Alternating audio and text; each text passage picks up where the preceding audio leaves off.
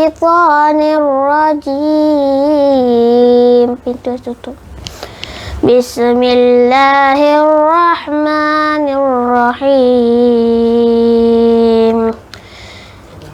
Wazkur fil kitabi Musa innahu kana mukhlasan wa kana rasulan nabiyya wa nadainahu min janibit turil aymani wa qarrabnahu najiya wa wahabna lahu min rahmatina akhahu Haruna nabiyya. Wazkur fil kitabi Ismail innahu kana sadiqal wa'di wa kana rasulan nabiyya wa kana ya'muru ahlahu bis salati waz zakati wa kana 'inda rabbih mardiya.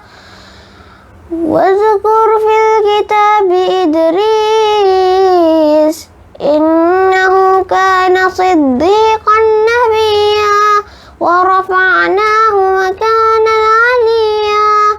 Ulaika alladzina an'ama Allahu 'alaihim minan nabiyyina min dzurriyyati Adam wa mimman hamalna ma'a Nuhin wa min dzurriyyati Ibrahim wa Israil wa mimman hadaina wajtabaina. Idza tutla 'alaihim ayatur rahmani kharru sujjadan wa bukiya. Sedikit lagi.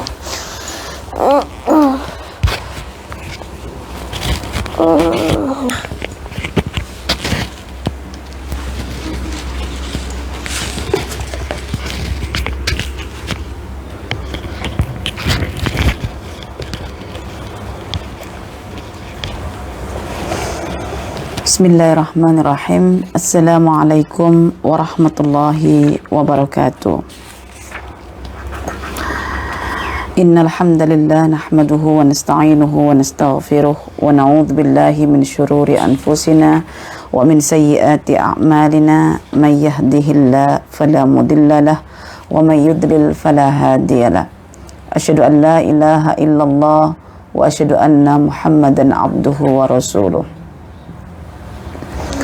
Allahumma salli ala Muhammad wa ala ali Muhammad kama sallaita ala Ibrahim wa ala ali Ibrahim wa barik ala Muhammad wa ala ali Muhammad kama barakta ala Ibrahim wa ala ali Ibrahim fil alamin innaka Hamidum Majid. Rabbi shrah li sadri wa yassir li amri wahlul 'uqdatam min lisani yafqahu qawli.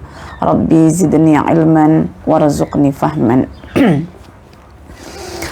Alhamdulillah, puan-puan, tuan-tuan, rekan-rekanku sekalian yang saya muliakan, pada hari yang mulia ini kita masih lagi mentadabbur kisah Nabi Musa alaihissalam bersama dengan seorang hamba Allah yang saleh, yaitu Khadir. Masih lagi kita teruskan perbincangan pada ayat yang ke-77 sehingga 78 mengenai fenomena ketiga yang disaksikan oleh Musa alaihissalam beserta dengan Khadir ketika mereka masuk ke dalam satu perkampungan, dan disitulah mereka meminta untuk dilayan sebagai tetamu, tetapi penduduk negeri atau kampung itu tidak mau menjamu kedua-dua orang yang mulia ini, yaitu Nabi Musa dengan Khadir, gurunya.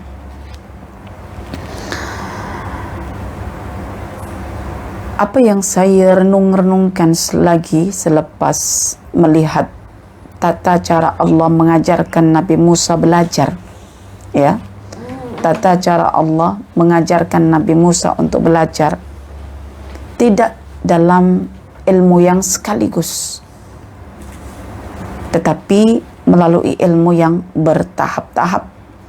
Dan disebutkan dalam surah Al-Kahfi ini hanya belajar mengenai 3 fenomena, yaitu fenomena di mana Khadir melubangi perahu orang miskin, kedua di mana Khadir membunuh seorang budak kecil yang masih suci, dan yang ketiga Khadir menegakkan dinding rumah yang condong tetapi tanpa meminta upah.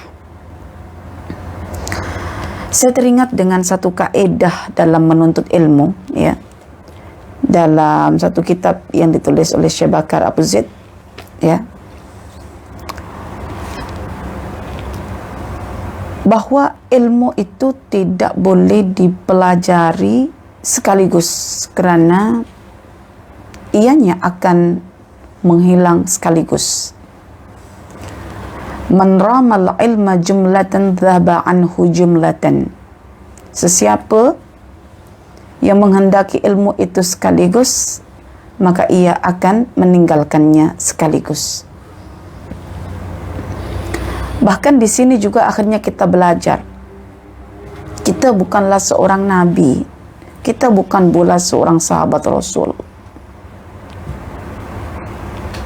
Tetapi kadang ketidaktahuan kita terhadap adab dan kaedah metode menuntut ilmu membuatkan kita tersiksa dengan keinginan kita untuk berilmu. Ya.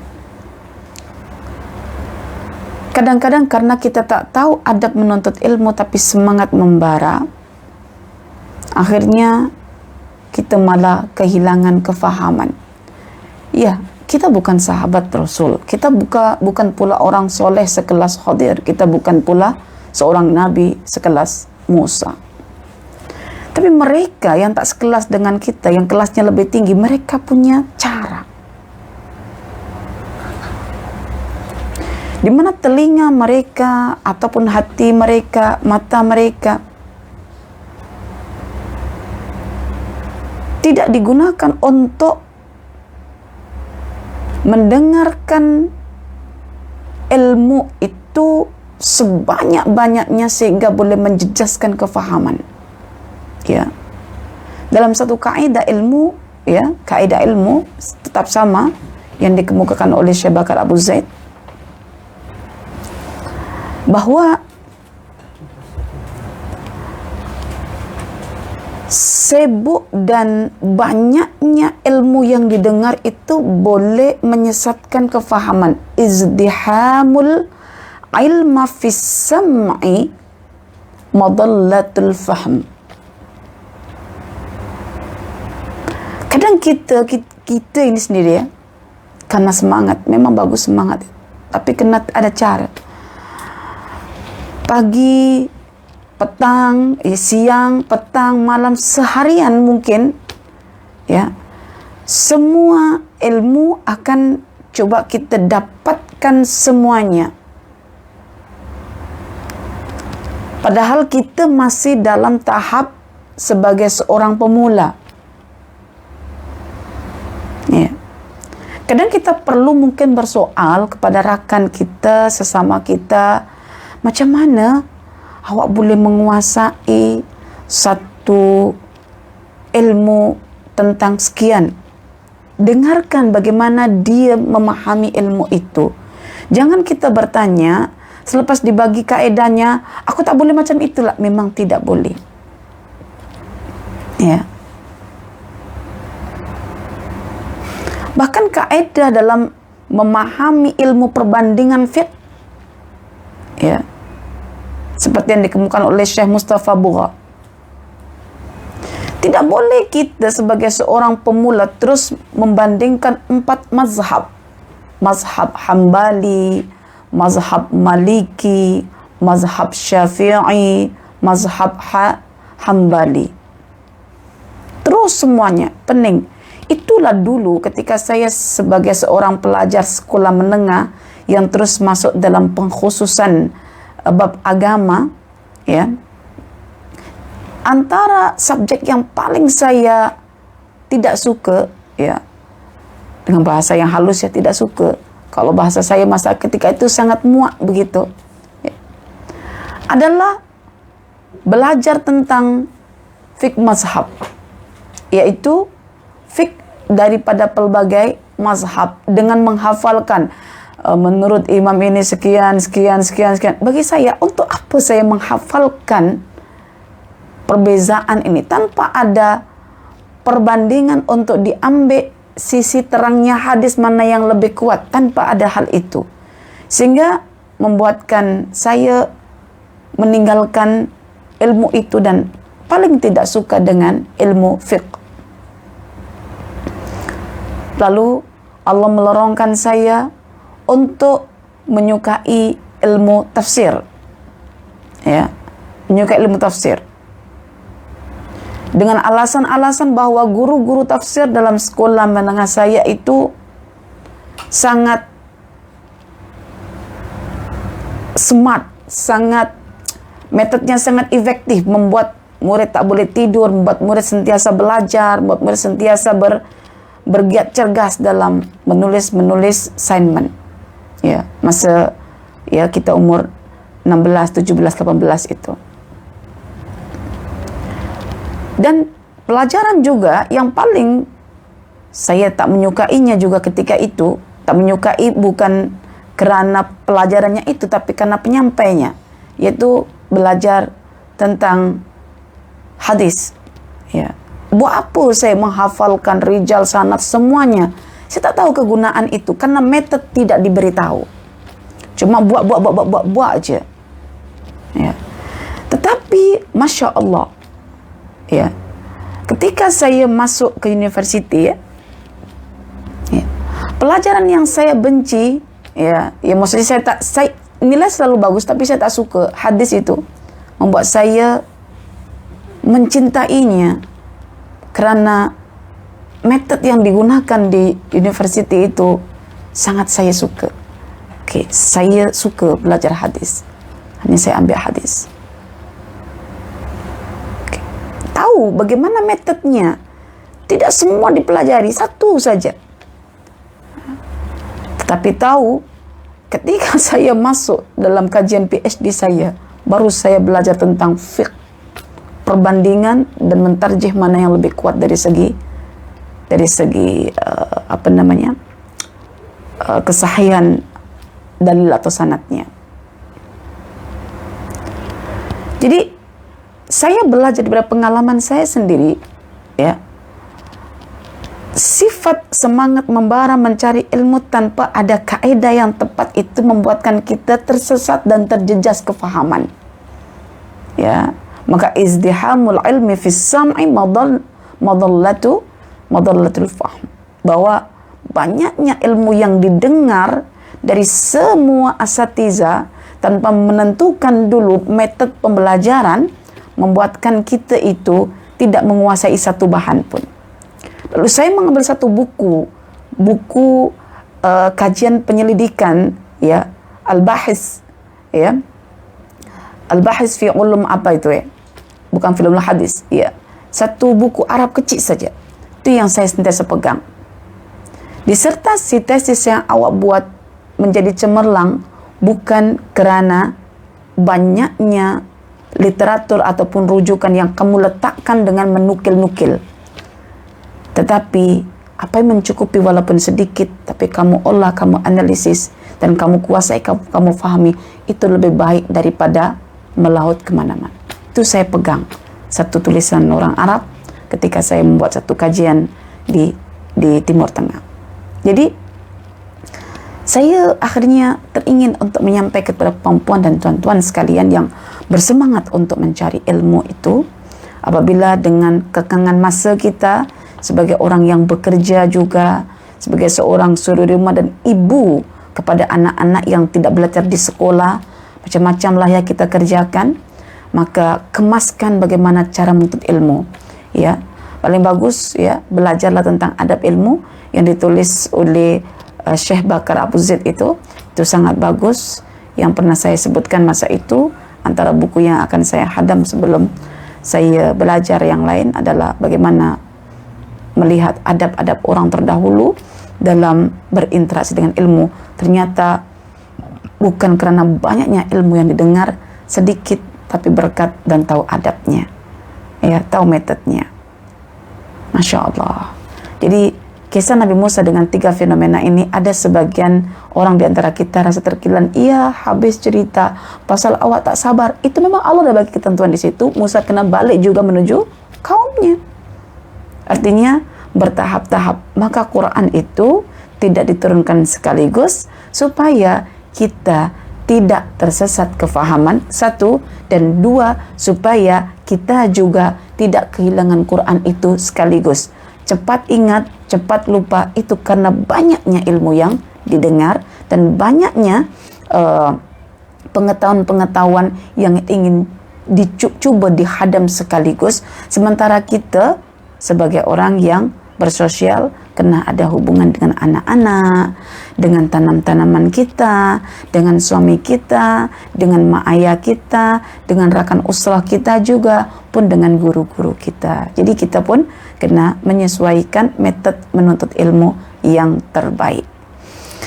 Oke, kita sambung pada faedah yang ke-66 mengenai kisah Musa dan Khadir yang tidak dilayan sebagai tetamu, disebabkan karena mereka tidak tahu bahwa Musa dan Khadir adalah orang yang paling mulia ketika itu. Andaikan mereka tahu Musa dan Khadir adalah orang yang paling mulia ketika itu, insya Allah mereka akan mampu dan mahu untuk menjamunya. Oke, yang ke-66. Faedahnya berdasarkan ayat itu adalah bolehnya meminta jamuan bagi orang yang melakukan perjalanan. Jadi seorang musafir boleh untuk meminta jamuan. Disambung lagi pada faedah yang ke-67, bagi orang yang dimintai jamuan oleh musafir, hendaklah dia menjamu. Jadi ada antara yang meminta dan yang diminta.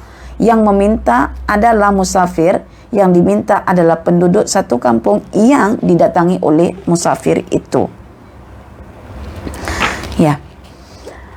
Ada semacam satu motivasi untuk kalangan penjamu tetamu, ya.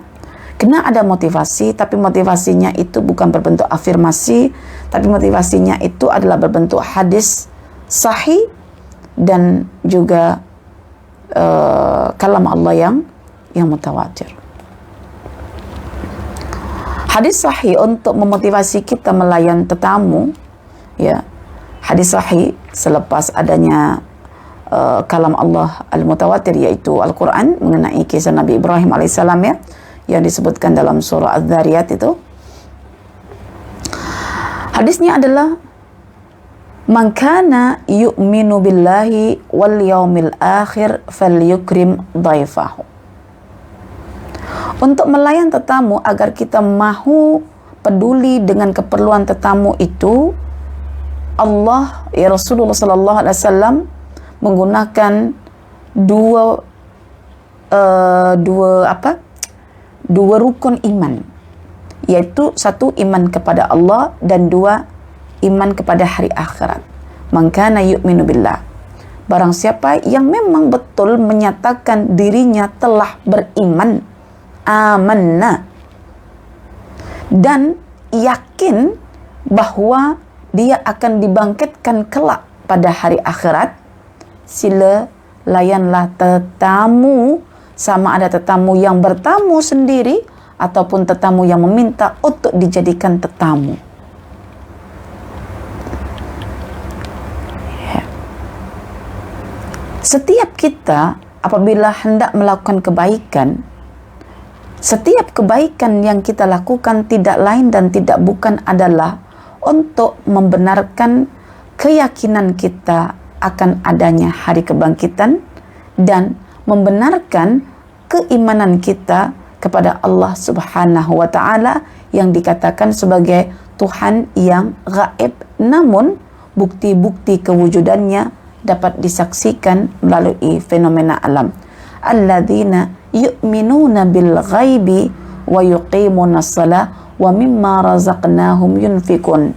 Allah bagi harta kita sebahagiannya adalah untuk menjamu tetamu. Alangkah indah ajaran Islam. alangkah humanity-nya Islam.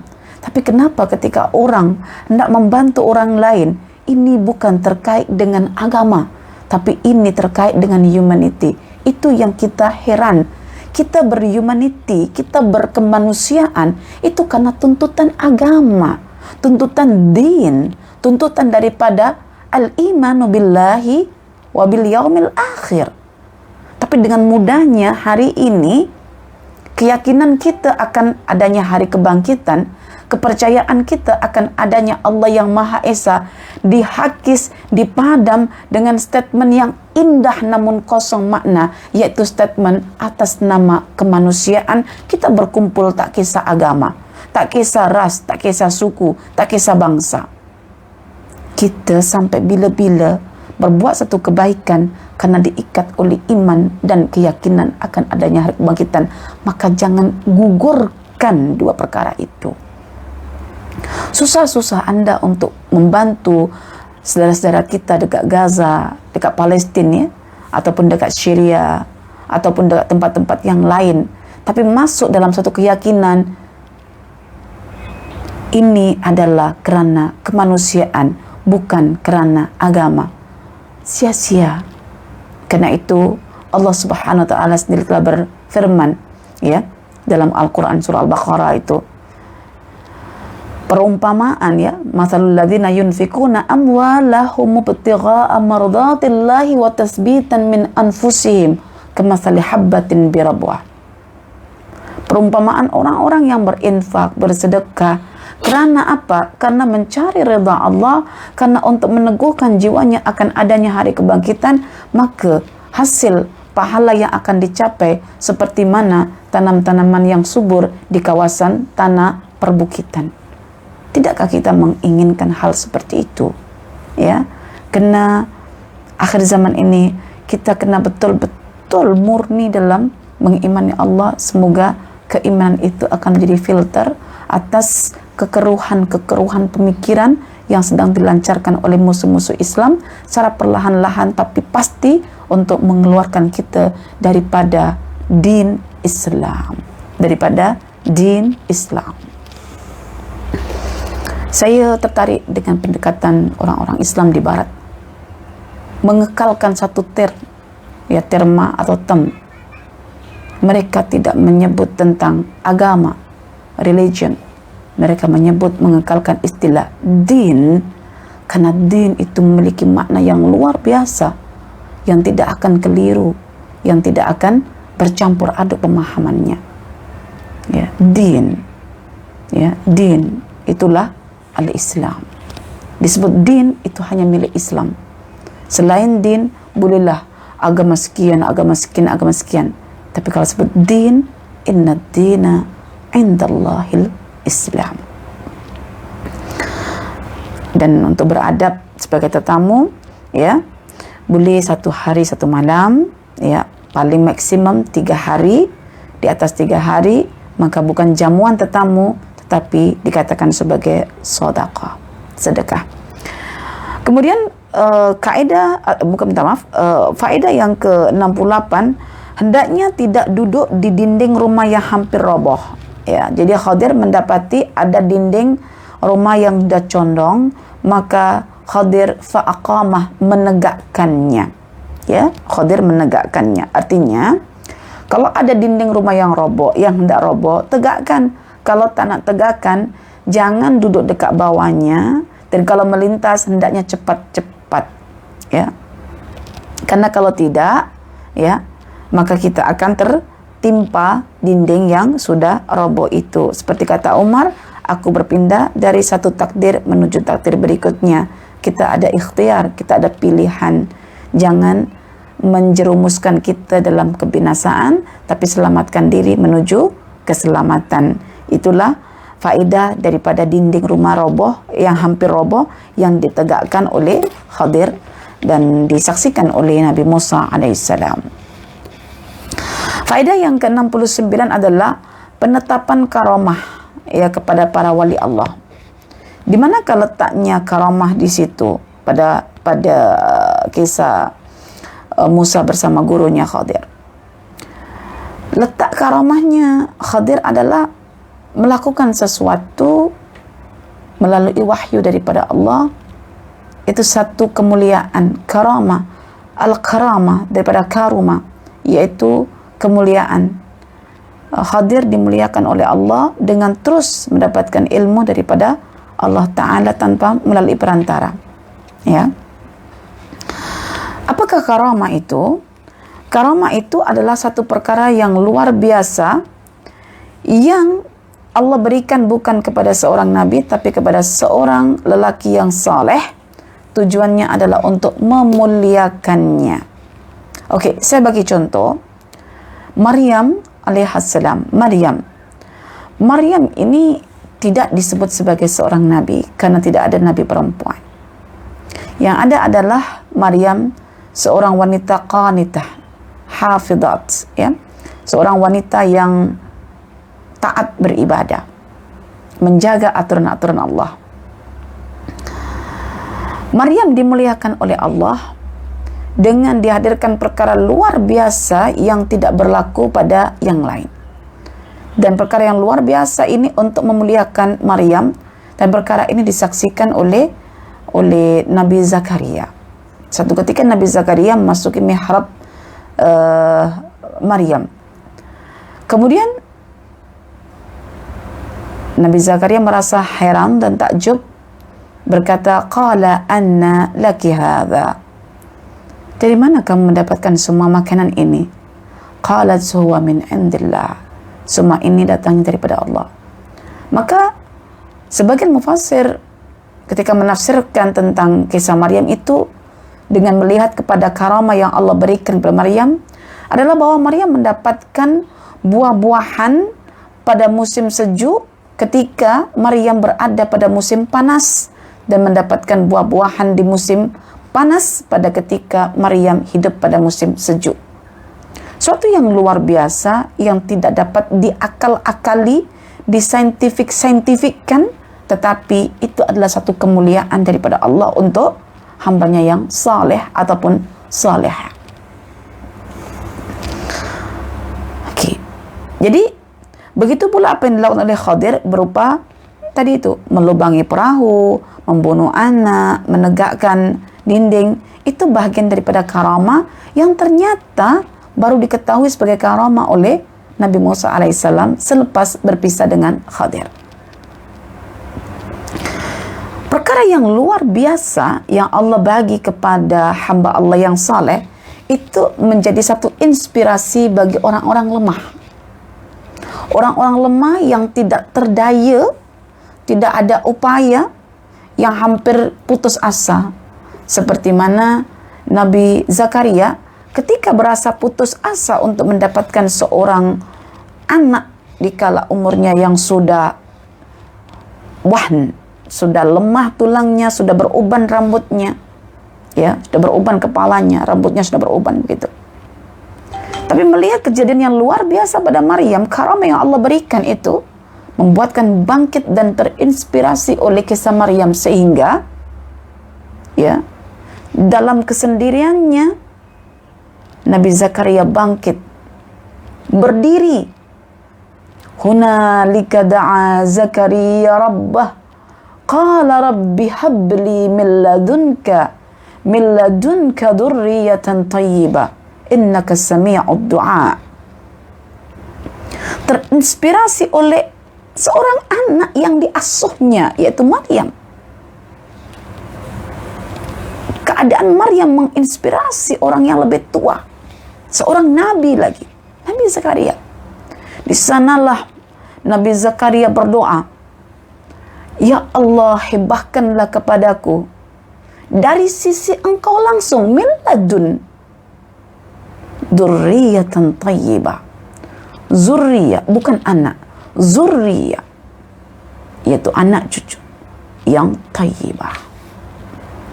Jadi kalau kita belajar Al-Quran itu terkait dengan karamah para wali-wali, bukan kita nak kultuskan wali-wali itu, nak sakralkan wali-wali itu, tapi nak menginspirasi kita apa kelompangan dalam diri kita, bukan menuhankan wali itu. Oh, kalau dia sebagai seorang manusia biasa, tapi asalkan saleh, dia boleh mendapatkan sesuatu daripada Allah secara langsung. Maknanya tidak mustahil ketika aku berdoa merayu kepada Allah, Allah pun akan memberikannya kepada aku. Masya Allah. Akhirnya Allah memberikan Yahya kepada Nabi Zakaria. Subhanallah. Kita pun demikian ya puan-puan dan tuan-tuan. Tidak rasa tak ada jalan keluar untuk mengatur, mendidik anak-anak kita. Seolah-olah semua teori sudah kita aplikasikan, menemui jalan buntu. Apa yang Allah maukan? Allah kata, panggillah aku, serulah aku, serahkanlah kelemahanmu kepadaku, dan katakan, ya Allah, katakan, ya Rabb, katakan Allahumma, katakanlah Rabbi, aku akan menyambut seruanmu. Wa idza sa'alaka ibadi anni fa inni qarib. Qaribnya adalah ujibu da'watad da'i idza da'an. Okay. Jadi suka bila kita membaca kisah-kisah wali-wali Allah, kerana menginspirasi kita untuk mendekat kepada Allah. Kemudian faedah berikutnya yang ke-70 adalah bolehnya seorang wali memiliki harta untuk menjaga kehormatannya dan juga keluarganya. Wali itu bukan orang yang tak boleh bekerja. Wali itu juga bukan orang yang duduk dekat menara dan mengutip zakat, sedekah orang-orang yang mengkultuskannya, orang-orang yang kagum kepadanya. Wali itu bukan dengan tampilan wajahnya akan bercahaya, berjalannya akan bayang-bayangnya tidak ada. Wali itu boleh seorang petani. Wali itu boleh seorang pilot. Wali itu boleh seorang peniaga. Wali itu boleh siapa saja. Karena syarat wali itu adalah beriman dan bertakwa. Jangan mengkonsepkan istilah wali dengan kefahaman diri melalui perkataan-perkataan manusia hari ini.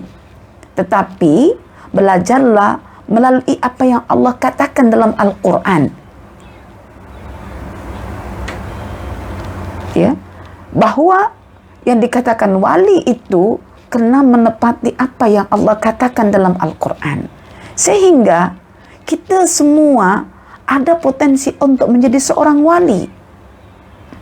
Sehingga kita semuanya sama-sama masuk surga karena di dunia sudah menjadi wali-wali Allah. Okey. Wali Allah itu siapa? Mereka yang beriman dan yang bertakwa. Siapakah orang yang beriman itu? Yaitu mereka yang berilmu untuk beriman dan beriman untuk dibuktikan dalam bentuk ketakwaan. Masya Allah. Okey, saya bagi tunjuk di sini bahwa wali itu bekerja. Wali juga mencari harta. Wali boleh siapa saja. Saya bacakan sebuah riwayat ya dalam hadis yang dikeluarkan oleh Al-Imam Muslim dalam kitab Sahih Muslim, dalam kitab sahihnya, dan tuan-puan boleh rujuk terus nanti pada kitab yang ini nih ya, muka surat yang ke-90 dan 91 ya. Tapi saya bacakan hadisnya, terus rujuk dalam kitabnya masing-masing kalau ada, dan kalau tidak ada terus boleh mencari kitab ini.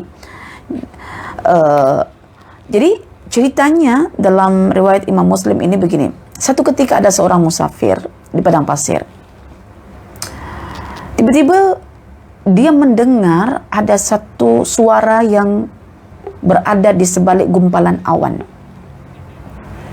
Suara itu mengatakan, ya, siramilah tanah milik si fulan atau ladang si fulan.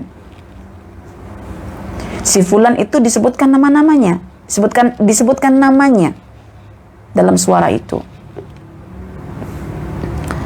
Lalu awan itu bergerak, lalu turun. Ya, turunkan air hujan yang dikandunginya. Musafir ini terus mencari tahu kemana air ini mengalir. Ternyata air ini mengalir di kawasan padang pasir, ya maksudnya di kawasan tanah berpasir. Tetapi ada saluran air yang apabila ditelusuri oleh musafir itu sampai kepada satu ladang. Dan dekat situ ada seorang lelaki tengah mencangkul. Dengan cangkulnya itu dia coba untuk mengalirkan air itu. Maka mendekatlah musafir ini kepada lelaki itu dan bertanya, "Wahai fulan, boleh tahu siapakah namamu?"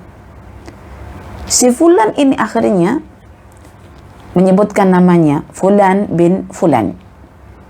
Lalu si fulan ini ya bertanya, "Kenapa engkau menanyakan namaku?" Maka musafir itu mengatakan, "Sungguh tadi aku mendengar di sebalik gumpalan awan itu ada seruan agar awan itu turun mencurahkan airnya ke ladang milik Fulan bin Fulan.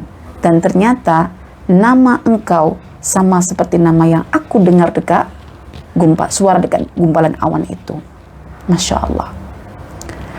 Musafir itu berkata, "Bolehkah aku mengetahui apa yang kamu lakukan dekat ladangmu ini?" Jadi si musafir ini ingin tahu, begitu Allah memuliakan fulan lelaki petani ini dengan cara mengirimkan ya, memerintahkan ya malaikat itu memerintahkan gumpalan awan itu untuk pergi menuju ladang milik si fulan itu. Kenapa Allah memuliakan si fulan ini? Maka bertanyalah si musafir itu. Dan tahu jawabannya.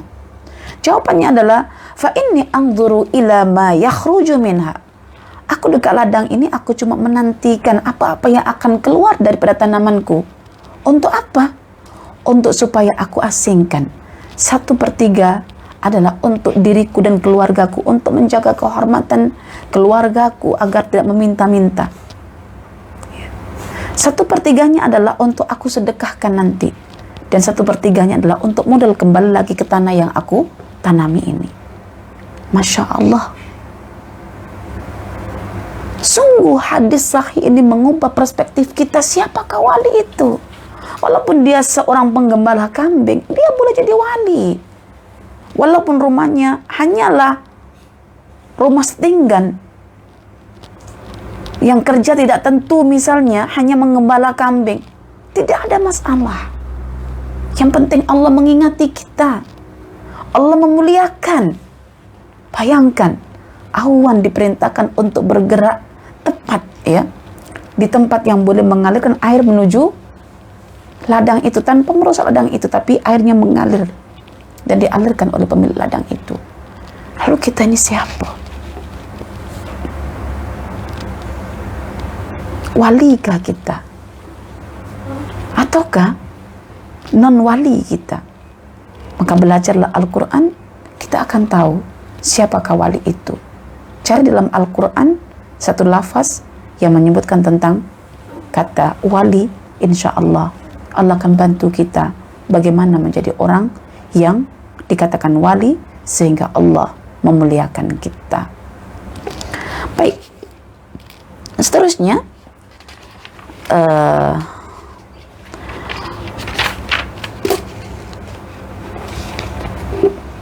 ada satu perkara yang boleh saya tambahkan balik tentang masalah bertani ini. Ada satu hadis yang mungkin kalau tidak faham akan dianggap bercanggah dengan hadis tadi. Rasulullah SAW bersabda, "La tattakhidud dai'a fatarghabu fid dunya." Jangan kalian berkutat itu bertungkus lumus pada ladang dan perdagangan sehingga kalian condong kepada dunia. Maksudnya, jangan menjadikan dunia itu sebagai tempat untuk mencari kesenangan, kenikmatan sampai lupakan tentang akhirat. Tapi bekerjalah bekerja untuk mengingat akhirat. Bekerja tapi untuk boleh membantu orang, boleh untuk melayan tetamu, tetapi pastikan sebelum kita bekerja, sebelum kita berniaga, sebelum kita bertani, ada ilmu tentang masalah itu. Insya Allah kita tidak akan dipisongkan oleh Allah daripada daripada mengingatinya. Kemudian faedah seterusnya yang ke-71 adalah kebolehan untuk ijarah. Ijarah itu adalah mengambil upah. Ya, mengambil upah. Buktinya Nabi Musa menggalakkan Khadir ya untuk mengambil upah ketika sudah menegakkan dinding rumah yang condong. Tapi Ustazah, Khadir tak mengambil. Berarti mengambil upah tak boleh. Kita akan tengok bahwa Khadir tidak mengambil upah itu adalah kerana yang hendak diambil upah itu tidak layak untuk diambil. Yaitu apa? 2 anak yatim. Adakah kita sebagai seorang wali misalnya bagi anak-anak yatim diperkenankan oleh Al-Quran untuk mengambil harta anak yatim sesuka hati? Tidak boleh. Faman kana ghaniyan falyasta'fif wa man kana faqiran falyakul bil ma'ruf. Jika sebagai seorang wali yatim, maka lindungi harta anak yatim, jangan ambil. Kecuali jika kamu yang jadi walinya itu memang orang fakir, maka makanlah bersama harta anak yatim itu secukupnya, jangan memanfaatkan keadaan. Ada yang sangat menarik di sini sebagai perbincangan akhir ya, perbincangan akhir. Musa ketika melihat gurunya menegakkan dinding rumah yang hampir roboh, Musa mengatakan, "Latakhatta alaihi ajra." Alangkah baiknya engkau ambil upah. Sedangkan Musa sendiri ketika mana di Madian yang melihat 2 putri Nabi Syuaib hendak memberikan minum kambing-kambingnya, ya, Musa sama sekali tak mengambil upah dan tidak meminta pun kepada 2 anak gadis yang bekerja. 2 mata yang bekerja ya, sebetulnya layak untuk diambil upah. Tapi Musa mengatakan tidak layak untuk diambil upah karena perempuan itu lemah. Bayangkan, Musa bersendirian, tengah lapar gila. Lepas itu membantu 2 orang perempuan. Dengan kekuatan yang tersisa tapi mencukupi kadar lelaki sempurna 10 orang. Itu Musa. Sangat kuat. Karena itu kalau memukul 1 orang terus boleh mati orang dipukul itu. Itu Musa. Kekuatannya setara dengan 10 lelaki yang gagah. Bantu 2 putri Syuaib. Tapi tak meminta. Lalu Musa akhirnya berlindung di bawah pokok dan mengatakan dalam satu doanya yang sangat terkenal dalam surah Al-Qasas, ya, surah yang ke-28 ayat yang ke-24. Rabbi inni lima anzalta alayya min khairin fakir. Ketika rasa fakir, tak ada apa-apa, lemah, tak ada daya, sudah digunakan untuk membantu 2 putri Syuaib tadi itu, dia bersandar kepada Allah dengan menggunakan kata-kata penuh sandaran. Ya Allah, sungguh diri ini rasa hajat dan perlu, fakir terhadap makanan yang engkau turunkan kepadaku nanti. Masya Allah. Nabi Musa tidak mengatakan aku kuat, aku kuat. Nabi Musa mengatakan aku kaya, aku cukup, aku makan. Nanti orang panggil dia, pelawak dia, jom makan sajamu. Tak, tapi dia berdoa walaupun menyandar kepada Allah Ar-Razzaq, dia tak sebut ya Razzaq pun. Tapi dia sudah ada makrifat Allah itu adalah Ar-Razzaq, tanpa menyebut Ar-Razzaq pun jadi. Rabbi inni lima anzalta ilayya min khairin faqir. Andai kata kita amalkan doa ini ketika kita diliputi oleh kefakiran, bukan cuma pahala tiap-tiap huruf yang kita sebutkan karena itu Al-Quran, tetapi kita mencontoh sebaik-baik manusia ketika itu Nabi Musa alaihissalam. Setiap hari saya gunakan cara Musa ini dalam keadaan saya. Ketika dibuat diri saya lemah, rasa perlu bantuan Allah dalam mendidik anak-anak, saya akan berdoa dengan spirit yang Musa ajarkan. Terlalu dhaif, terlalu fakir, terlalu perlu saya kepada kebaikan yang ada di sisi Allah Subhanahu wa taala. Akan tetapi Musa, kenapa ketika dia berdua lagi dengan gurunya, masih kuat lagi, bukanlah sekarat pun macam dekat Madian, tapi minta upah. Nampak tak clash-nya? Ini adalah Taif sebetulnya. Kehalusan makna. Musa ketika di Madian, seorang-seorang terkejar, berlari pontang-panting sana, sampai kehilangan daya, dihabiskan dayanya untuk membantu dua putri Syuaib mengangkat batu besar, bersandar di bawah pokok untuk berdoa kepada Allah, tak minta upah sedikit pun, padahal dua orang itu bukan anak yatim pun bekerja, yaitu dua putri Syuaib yang punya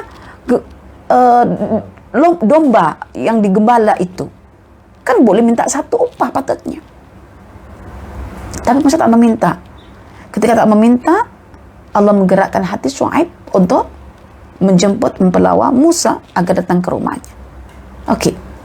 Tetapi kenapa ketika bersama Khadir yang tidak sekarat pun, maksudnya tidaklah selemah itu, tapi dia yang menggalakkan Khadir untuk meminta upah. Dan sementara itu bukan Musa pun yang bekerja. Allahu Akbar. Apa kata penulis dalam kitab ini? Itulah persahabatan, membuatkan Musa amat peduli bukan kepada dirinya, tetapi kepada sahabatnya, kepada gurunya. Sahib itu yang berkawan, maksudnya ya gurunya itu. Jadi sebetulnya Nabi Musa adalah mengajak kepada Khadir, ambillah upah, bukan untuk dirinya, tetapi sebetulnya adalah untuk gurunya itu. Pengorbanan yang luar biasa yang jarang ditangkap. Kenapa Musa sanggup ketika sendiri menahan lapar? Karena dirinya sendiri. Tapi kenapa ketika bersama tak sanggup? Karena dia peduli dengan nasib seseorang yang bersamanya. Karena itu ketika kita merujuk dengan kisah Musa bersama dengan Zunnun, dia perintahkan mana makanan itu. Bukan karena Musanya yang lapar, tapi dia memandang pasti pelayannya yang paling lapar. Maka datangkanlah makanan, jom kita sama-sama makan. Bukan nak makan bekasnya Musa biar dapat berkat begitu pelayannya, tidak, makan sama-sama. Tapi renungan yang paling hebat adalah apa yang disebutkan oleh Syekh Naif Al-Faisal. Beliau mengatakan bagaimana seandainya di hujung pertemuan Musa ini dikaitkan dengan diri kita, yaitu tatkala Khadir berkata kepada Musa, qala hadza firaqu baini wa bainik. Inilah masa perpisahan kita, wahai Musa. Apa perasaan Anda ketika belajar bersama seorang guru, lalu guru mengatakan, dah, ini masa terakhir dah engkau belajar dengan aku. Pasti ini tak payah lagi belajar.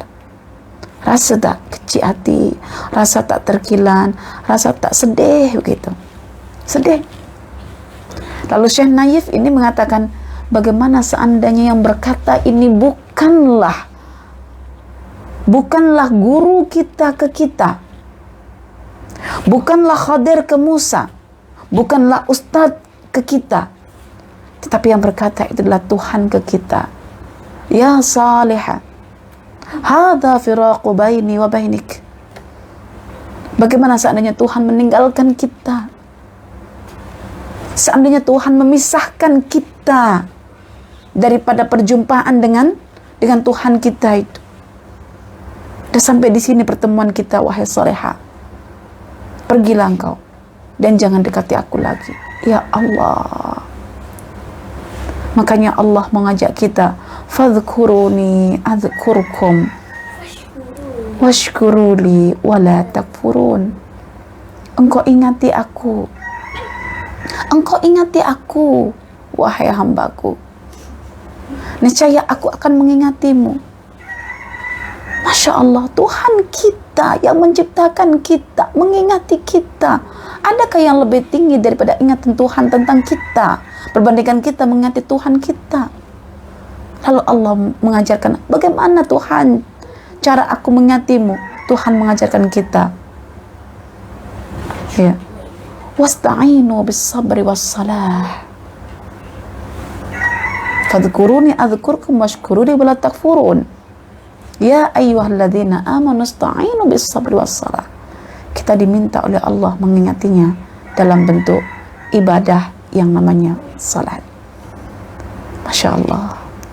Jadi perempuan dan tuan-tuan, inilah beberapa pelajaran penting yang boleh kita simpulkan, kita huraikan mengenai kisah perpisahan ya Musa bersama gurunya yang tercinta.